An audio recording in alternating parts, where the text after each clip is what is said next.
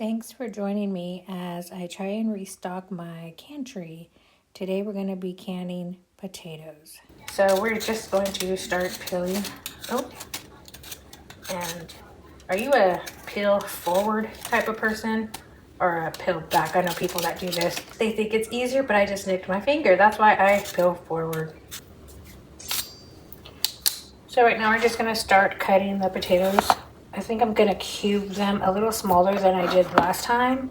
They were kind of big. I want to do a little smaller. Around that size is what I'm looking for. And I'm using russet potatoes, so my water is gonna be a little bit cloudy. If I was using another kind of potato, it would be a little clearer.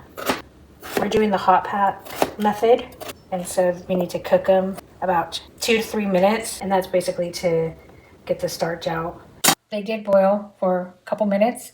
Now I'm going to take them and strain them before I add them into the jars. Oh my gosh, this is heavy. The ingredients is going to be hot going into the jars, and so the canner also will be hot. The liquid in it needs to be hot as well. You see I have my funnel. My jars are over here, all nice, washed. The reason why we cook them is because of the starchiness. It would be fine if you canned potatoes and then jarred them as they were. They would just be really cloudy. And when you open them to use them, you just have to rinse them out before to get rid of all that starch. This way, if you do it up front, it's easier when you go to make the meal, which is partly why we can, well, I can. It's not only for the food preservation aspect of it, it is for the convenience. It's so nice to go into the pantry, get a jar out, know what's in the jar, and have it ready in minutes for dinner. I don't know, I like a starchy potato. I remember growing up, didn't some of us used to eat raw potatoes? I don't know, I could have sworn did. Somebody I knew liked to eat raw. I know my son did, but I didn't know if that was a weird thing. If I was making mashed potatoes or potato salad, you'd ask to have a raw piece of potato. So there we go. Now I'm just adding them in, just a couple more, and we'll move on to the next step. Now let's start debubbling. Let's go right here so you can see. Going all around the jar, the insides of it. Make sure you get in the middle. Then I'm going to press down. And the goal is we're trying to get the potato around the 1-inch headspace and lower after we debubble it. You don't want any food sitting out above the liquid. There we go. Once I add more water, these will be good and below the line. People ask, well, why do you can? It takes such a long time when you first do it, but yes, it does. But think about how many dinners you're going to have. All this when you're done compared to the hour and a half, 2 hours that you're doing right now for the upfront work. And again, it's healthier for us. Not that I'm a health nut, but I do like to have homemade meals compared to fast food or processed food all the time. Our bodies need that, especially as we get older, I'm noticing. These 4 need the water, and these ones need topped off, and we'll start back up at that point. Actually, while we're waiting for the water to boil, I want to show you, I'm going to get my canner ready. Here it is. I've shown it to you before. The Presto canner, the beginner basic canner, and my gasket, my rack.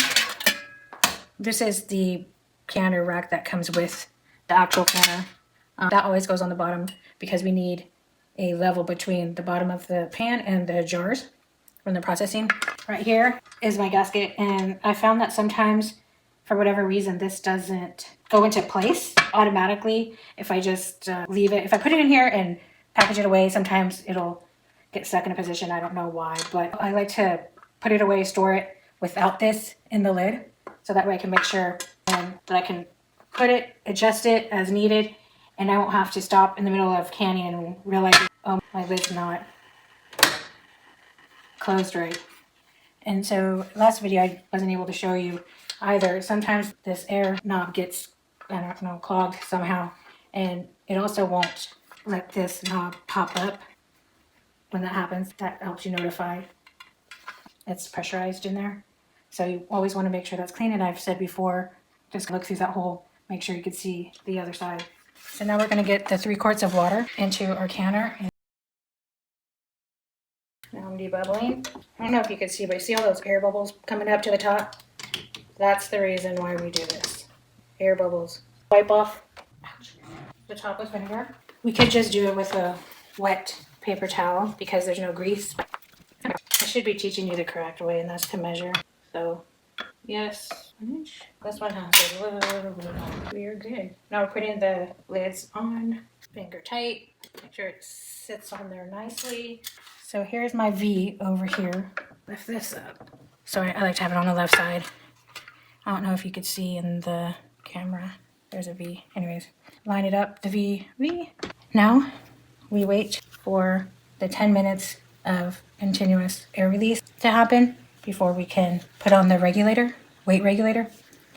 I got an extra gasket part and an extra one of these whole things and an extra regulator. And this is a weight regulator. It's a little bit different. So if my dial were to go out, if I put this weight regulator on, I know that I wouldn't have to depend on that dial.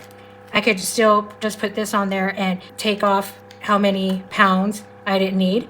I just put it on the 10-pound one, and as long as it started rocking like that and stayed rocking, I know that I'd be still good under correct pressure.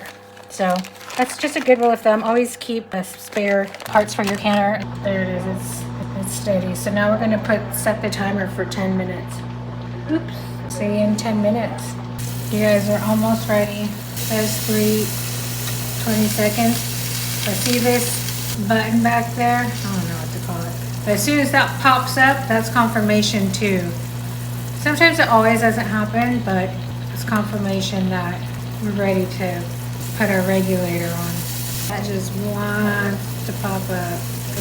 There it goes. It's crazy. So now I'm going to put the regulator on.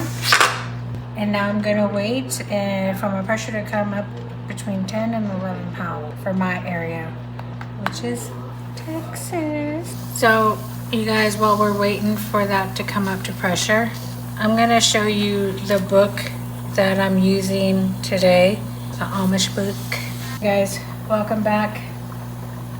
You can see we're at pressure total. You always have to stay close to your canner doing this because you don't want it to go extreme to 15 pounds and then back to 10, because I've done that before and it siphons the liquid out of your jars. Timer's gone off. It's come down to pressure on its own. The button has gone down, you can see, and the gauge is at 0. Turn away, lift and turn away. Here I'm taking the jars out.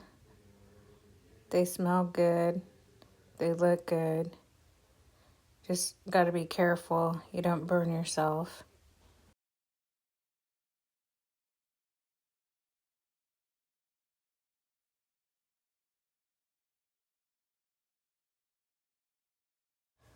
Here's a picture of the final product. Looks good.